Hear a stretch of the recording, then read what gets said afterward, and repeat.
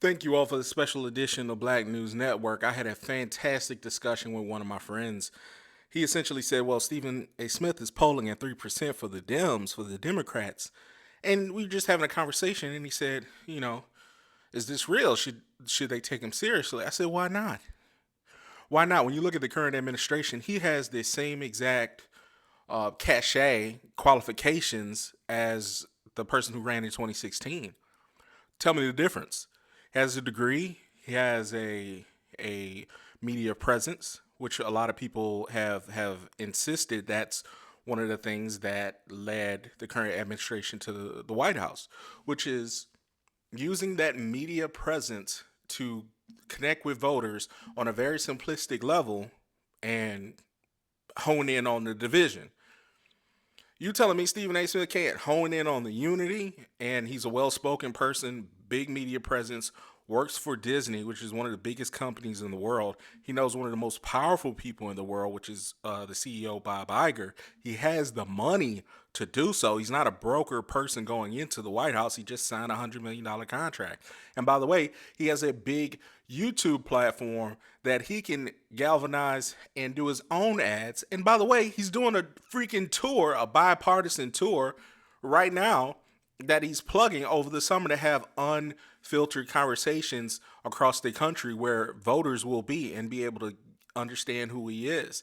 At that point, I mean, to me, he's on the roadmap to Iowa. He's on his roadmap to, Rhode Island and all the other initial state caucuses for the Dems, for the Democrats.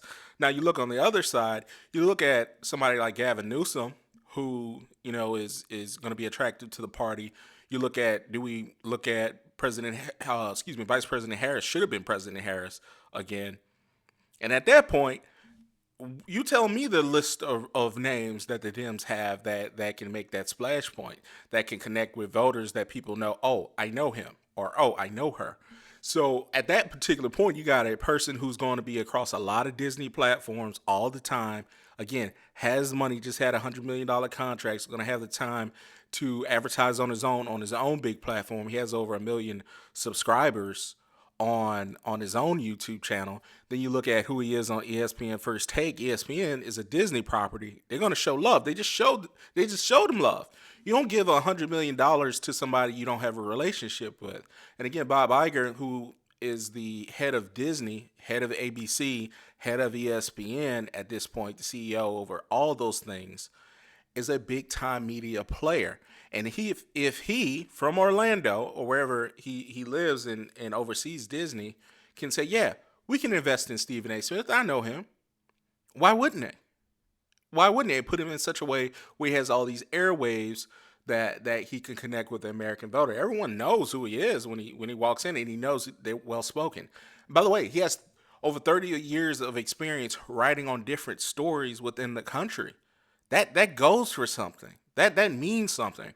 He's gone to a lot of different places, whether NBA arenas, college arenas, whatnot, visiting people, talking with people, yet primarily in the basketball realm, but he's done other sports, especially football. With all that being said, he's seen more parts of the country than you would think, more than the average person. He knows where a lot of the gaps are, can speak to. He can say, oh yeah, I remember being in San Francisco. I remember being in Phoenix. I remember being here in Florida, for whatever the case may be. And again, if you're a well-spoken candidate that's qualified and people know you, you automatically can garner some votes to you. Now he's at 3%. That's typically the margin of error, but that can easily go up by 2028. So I don't want anybody to think this is a far-fetched thing that he can't do it. And he's positioning himself in such a way. And he's positioning himself as whether you like it or not, a middle of the road kind of a critic. And that's exactly what the current administration was, tweeting and everything else, criticizing everybody, and then deciding one side and then honing in on the division. He is a middle of the road critic. He wants to appear fair, and a lot of voters connect with that.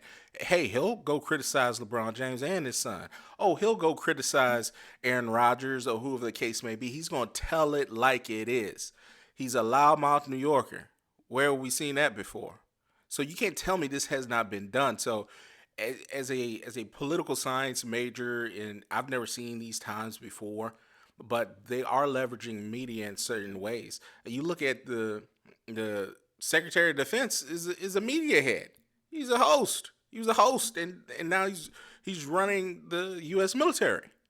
So none of this is longer far fetched. It's not. If you are a media presence, you have a brand, people are going to pay attention to you, and then that turns into people are going to vote for you. I think, we're just at the impetus of this. This is at just the beginning stages of this. This is something that will continue to develop over our times, where people are gonna start looking. And I'm not talking about people. I'm talking about parties, political parties, are going to start looking at who is drawing a lot of the audience eyeballs, and can we trust them, put them up there not to mess it up.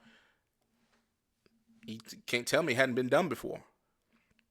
So I'm not going to put Obama in that category. I think he is on to himself, but he was definitely one of the first rock star politicians in our modern times. I think you look at JFK and other folks like that, but in modern times, it's Barack. He's a true politician. But after that, after President Biden, that that's really the last politicians that have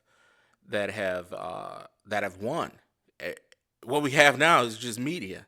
Like, I'm going to drive the media, I'm going to dominate the media, and then I'm going to have some reality show, and then what? I'm going to be able to run for president of the United States. So it would not surprise me. I don't think anybody can say he's not for real, because he's setting himself up to be that way. And he has a big time media partner that's already invested hundreds of millions of dollars, $100 million plus into him. He has the platform, his own platform, and he's going on a bipartisan city tour. 2 plus 2 is 4.